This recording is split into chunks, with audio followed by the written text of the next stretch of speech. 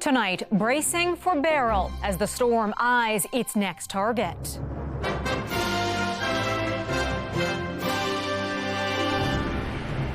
The Texas coast prepares for a potential hit. The storm surge along the coast could be devastating. The system building up steam after battering parts of Mexico and the Caribbean. Food, shelter. Come and say that's my life gone. Half of my life gone. While sweltering heat settles in over much of the west coast, the dry conditions fueling wildfires.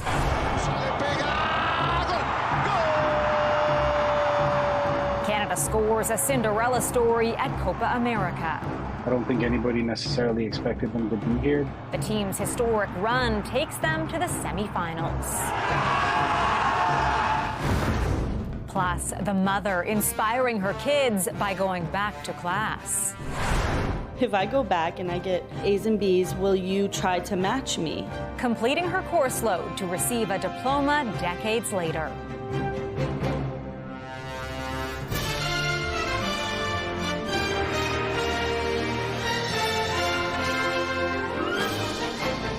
CTV National News with Heather Butts. Good evening. We are following a major weather threat tonight, Tropical Storm Beryl. It's now heading for Texas and could make landfall again as a hurricane.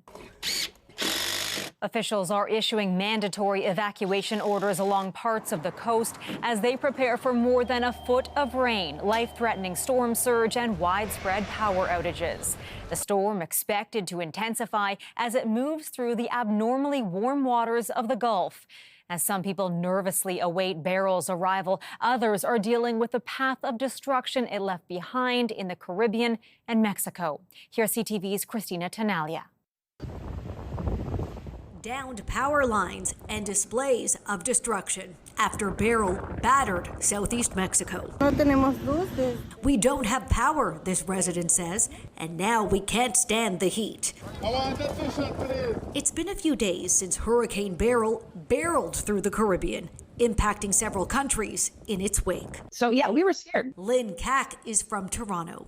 She and her husband have lived in Grenada since 2018. We had bail bags. We had our passports. We had extra cash. We had all kinds of stuff ready to say, we got to run downstairs now. Her home in the south was spared. That was not the case in the north. The terror of everybody associated being in that.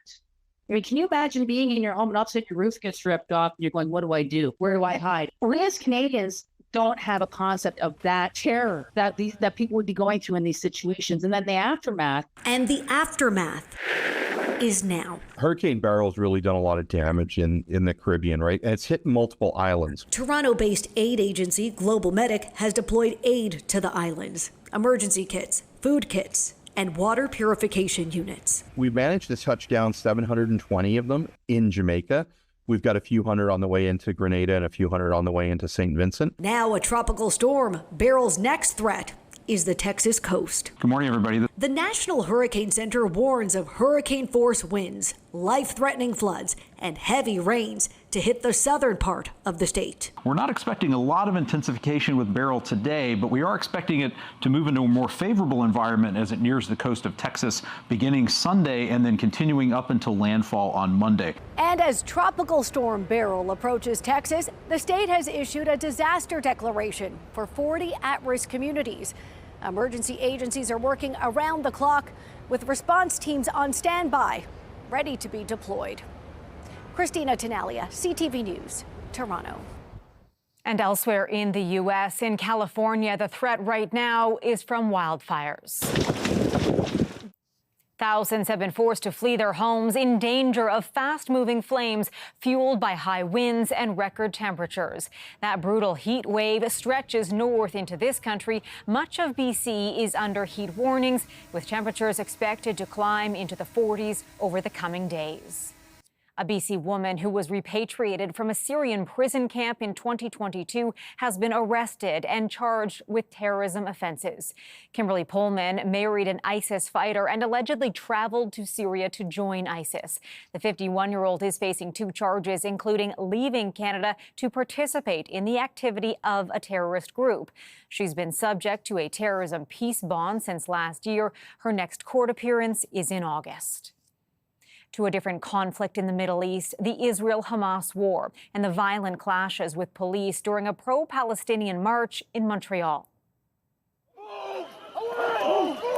Riot police moved in on protesters. They arrested a man accused of smashing windows at McGill University and assaulting a security guard. 2 officers were also hurt. Police cleared out a pro-Palestinian encampment in downtown Montreal yesterday, but the one on campus is still there. McGill is seeking an injunction to have it removed, like the one the University of Toronto got from a judge earlier this week. The last holdouts there went home. While at another Ontario university, Western in London, they packed up their encampment today.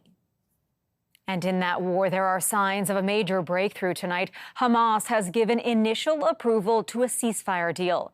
The proposal calls for a 6-week pause in the fighting. In that time, Hamas would release more Israeli hostages kidnapped during the October 7th terror attack.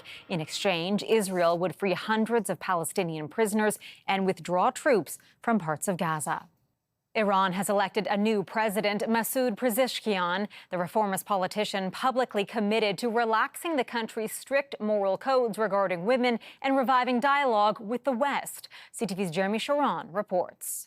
In Tehran today, supporters celebrate victory for reformist Masoud Pezeshkian in Iran's presidential runoff election. In this election, I didn't give you false promises. I did not say things that I couldn't do afterwards. I didn't lie, said Iran's new president today, adding that unfulfilled promises have been the biggest failures in the past. Seen as a centrist, Pezeshkian bested hardliner Saeed Jalili by promising reform, including easing enforcement of the country's mandatory headscarf law. This is good news for those within Iranian society that wanted to see some kind of détente with the West and perhaps easing of sanctions and particularly easing of social controls over women and minorities.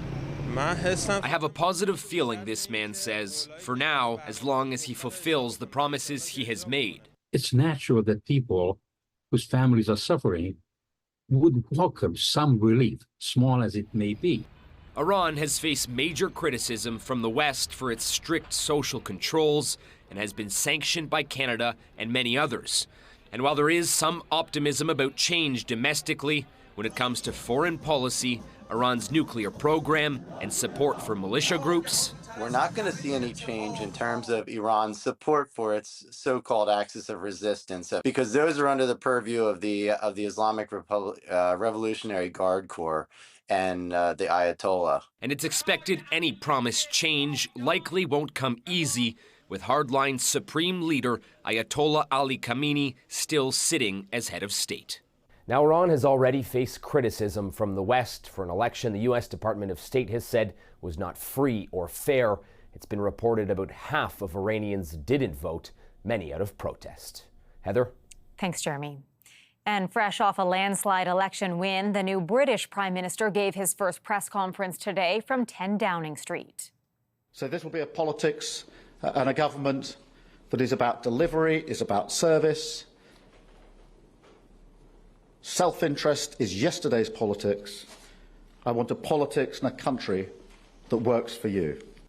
Keir Starmer covered a lot of ground and promised a lot of change, from healthcare to immigration, scrapping a controversial plan to deport asylum seekers to Africa. He's been making calls to world leaders, including Justin Trudeau and Joe Biden, and he'll meet them both at next week's NATO summit.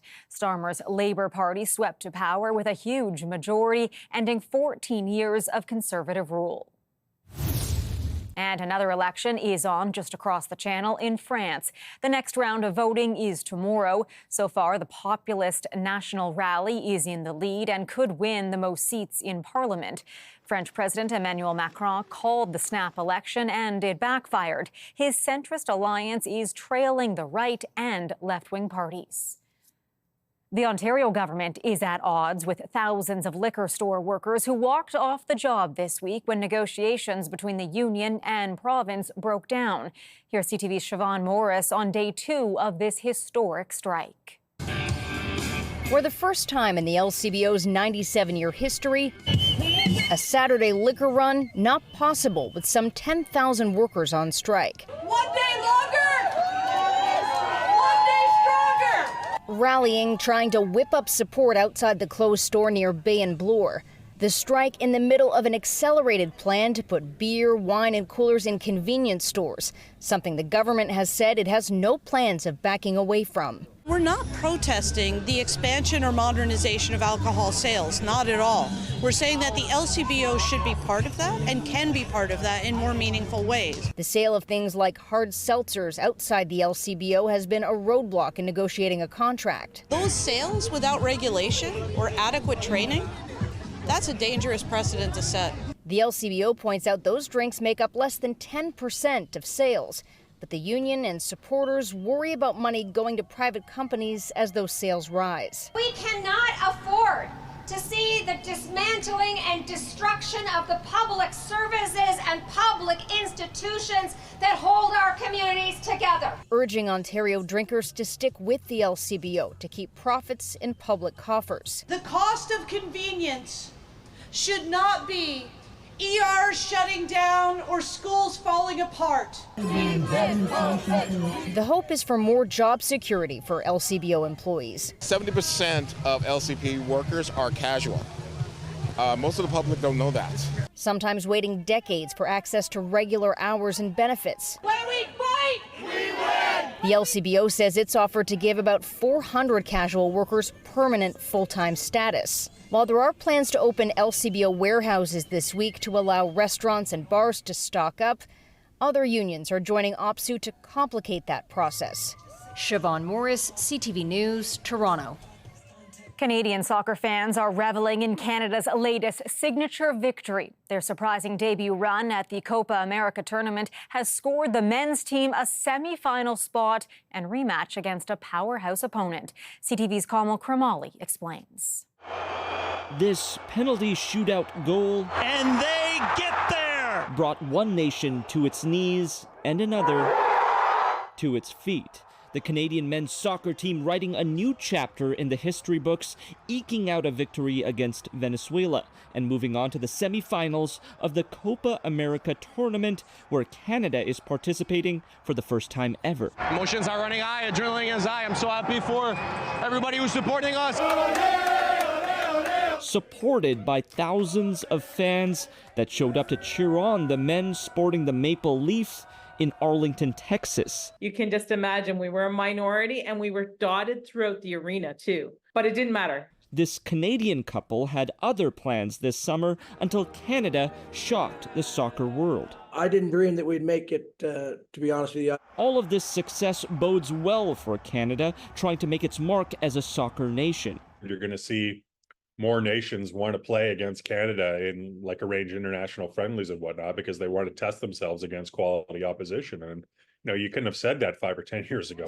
Here at home, soccer fever is sweeping the nation with the European Championship and Copa America happening at the same time. Soccer bars are overflowing with fans and profit. It has definitely increased, like multiple times from a regular day, so it's good.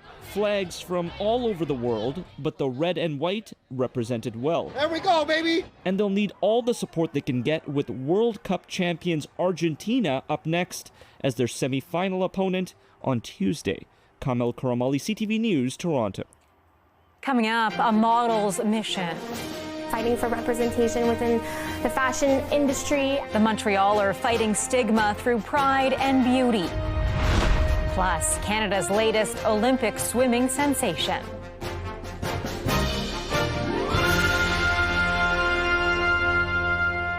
Living with inflammatory bowel disease can be painful and isolating, but a Montreal model is showing the world it doesn't always have to be that way. CTV's Lauren Fernandez has the story. This is Nella. This is Duke. They're my emotional support animals. Sarah Levitt's journey to this moment has been an emotional one. Little me was literally so young, had no idea what was going on. At the age of 3, she was diagnosed with colitis, and by the time she was 11, it progressed into Crohn's disease. You experience excruciating stomach pain, difficulty with eating food, digesting food, and eliminating waste, going to the bathroom, number 2 specifically. In 2008, she had a life-saving surgery, which removed 2/3 of her large intestine. She was given an ostomy bag, which allows intestinal waste to exit the body into an exterior pouch. It was basically do or die. And while she initially didn't want it, it gave her her life back. A lot of people think that, you know, my ostomy is going to lead my life. My ostomy is going to control my life and dictate what I can wear, dictate where I can go, what I can do. And it's none of that. You learn to adjust. But she says it wasn't easy. In my early days, I was like, okay, I don't want to tell anybody. I don't want to wear any clothing that is going to show it. Sarah's perspective changed on a family vacation. She challenged herself to wear bikinis with her ostomy bag out in the open. That's how she began reclaiming her power. Last year, Sarah shared her story on social media, and so began a new chapter. And from that, she became a model. And it's, you know, turned into this advocacy journey that I'm just so grateful of, working alongside brands, you know, fighting for representation within the fashion industry and just putting ostomies on the forefront. Having somebody like Sarah being able to share her story and show that you can have a kind of big full life with an ostomy can make a big difference in reducing the stigma associated potentially with getting an ostomy. Now she and her ostomy bag, she fondly calls Liv, have done dozens of photo shoots, including Maxim Magazine Australia. She's also partnered with brands like La Vie en Rose, and she'll soon be competing in Miss Bikini USA, where Sarah will continue fighting for representation. If I can just make one person feel less alone and become more accepting of their situation and more okay with their situation earlier on than I did in my journey, then it's like I feel my life is complete. And the model can now add role model to her list of accomplishments. Lauren Fernandez, CTV News. The producer behind some of Hollywood's biggest blockbusters has died. I'm the king of the world! John Landau worked with Canadian director James Cameron on Titanic and both Avatar movies. He won an Oscar and smashed box office records. John Landau was 63. Still ahead, the Olympic dream. The Indigenous athlete inspiring his community.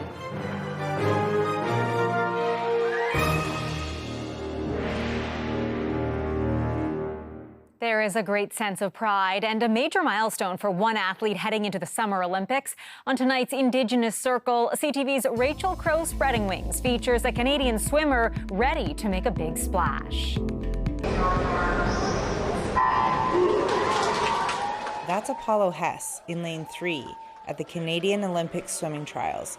When he got the news his dream came true, he says he got emotional. I just kind of broke down in tears because this is a lifelong dream of mine, and last week was just such a roller coaster emotionally. His mom couldn't be prouder. My heart just burst when I heard the news that he was going. He got to phone me before it was officially announced, and he was in tears. I could tell over the phone, and so was I. His love of swimming began at the young age of 6, adding he played other sports, but it wasn't until he was 13 that the passion for swimming took over. Actually suffered a series of pretty bad concussions from football and hockey, and I just made a decision when I was 13 to kind of stray away from those contact sports. Hess is making history, becoming the first Nisitipi Blackfoot Olympian, recently receiving a headdress from his First Nation. I feel like the whole community is celebrating. I think it makes it that much more worth it in the end when you can show people that that are just like you that you can do it, and you can make your dreams come true if you just keep working and keep believing in yourself. Hess says the last year has had its challenges, but his advice is to just keep going. It's really hard to see the light at the end of the tunnel a lot of times. And so, this year was definitely not just a fun vacation, even though it kind of seems like that. But I wouldn't change it for anything in the world. Now, Hess and his team are prepared to take on the world at the Olympics, hoping to bring home some medals. They leave for France next week. Rachel Crow Spreading Wings, CTV News, Edmonton. After the break, the mother striving for straight A's to teach her kids a lesson.